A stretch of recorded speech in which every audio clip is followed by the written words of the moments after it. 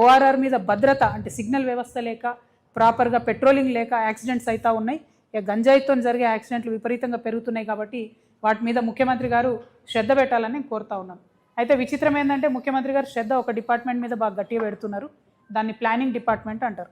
అయితే ఈ ప్లానింగ్ డిపార్ట్మెంట్లో ఈ సంచులు మోసే భీమ్బాయ్ ఉంటారు ముఖ్యమంత్రి గారి దగ్గర. ఆయన పేరు చెప్పడం నాకు ఇష్టం లేదు, కానీ ఆయన కంప్లీట్గా ఆయననే ఇన్ఛార్జ్ అన్నట్టు. ఈయన చైర్మన్ ఉంటే ఆయన వైస్ చైర్మన్ అన్న లెవెల్లో వాళ్ళు చెప్తే తప్పితే పని అవ్వడం లేదు. రియల్ ఎస్టేట్ వాళ్ళందరూ కూడా వచ్చి మొత్తుకుంటున్నారు. హైడ్రాతోని రియల్ ఎస్టేట్ సగం కుదేలు చేసిండ్రు. రెండవది అవినీతితో కుదేలు చేస్తున్నారు. Per square feet 150 rupees up front ఇస్తే తప్ప పర్మిషన్ ఇవ్వమని చెప్పి ప్రభుత్వం రియల్ ఎస్టేట్ వాళ్ళను వేధించడం మానుకోవాలి. రియల్ ఎస్టేట్ వాళ్లకు మీరు కంప్లీట్గా ఎక్స్టార్షన్ చేస్తూ ఉన్నారు.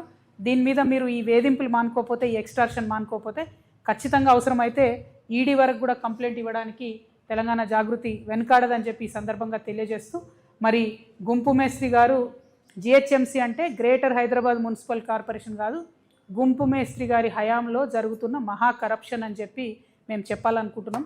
ఈ కరప్షన్ని తప్పకుండా మీరు చెక్ చేయాలి, దీని మీద ఆలోచన చేయాలి. మన హైదరాబాద్ సిటీ డెవలప్మెంట్ని పక్కకు పెట్టి ఈ అవినీతిని మీరు ఇంకా పెంచుకోవడానికి ఫ్యూచర్ సిటీని ముందుకు తీసుకొచ్చి పెడతా ఉన్నారు. అది కరెక్ట్ కాదు. హైదరాబాద్ సిటీలో మీరు ఫెసిలిటీస్ ఇవ్వండి, ఈ సిటీ ఎదిగేలాగా చూడండి, ఇక్కడ కంపెనీస్ వచ్చేలా చూడండి.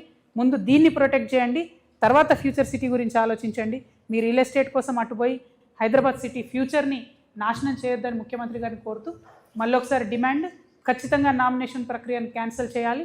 టెండర్ సిస్టమ్ ద్వారా మాత్రమే ₹1 అయినా సరే ప్రజలకు జవాబుదారీగా ఉండేటట్టు ముఖ్యమంత్రి గారు శ్రద్ధ పెట్టాలని కోరుతూ, అసలు ఆయన ఎవరన్నది సగం మంది గుర్తులేదు.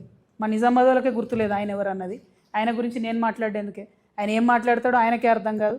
పొద్దున ఏం మాట్లాడతాడో, రాత్రి ఏం మాట్లాడతారో, ఒక రోజు ఒక మాట, ఇంకో రోజు ఇంకో మాట. అట్లాంటి వాళ్ళ గురించి మాట్లాడి నేను టైం వేస్ట్ చేయదలుచుకోలేదు. తెలంగాణ ఆడబిడ్డలు స్వయం ప్రతిపత్తి కలిగినటువంటి వాళ్ళు, స్వతంత్రంగా ఆలోచించుకునేటటువంటి శక్తి ఉన్నవాళ్ళు.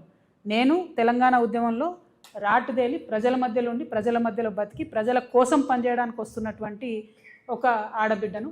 నన్ను పట్టుకొని ఎవరో మద్దతు ఇస్తే మీరు బతుకుంటారు, ఎవరో మద్దతు ఇస్తే మీరు ఉంటారంటే కేవలం ఆయన పురుష అహంకారం కనబడుతుంది తప్పితే ఇంకొకటి కాదు. ఇటువంటి మాటలు అరవింద్ గారు ఇంకోసారి మాట్లాడితే మంచిగా ఉంటుందని కూడా తెలియజేస్తాను. Thank you. జై తెలంగాణ. ఏమో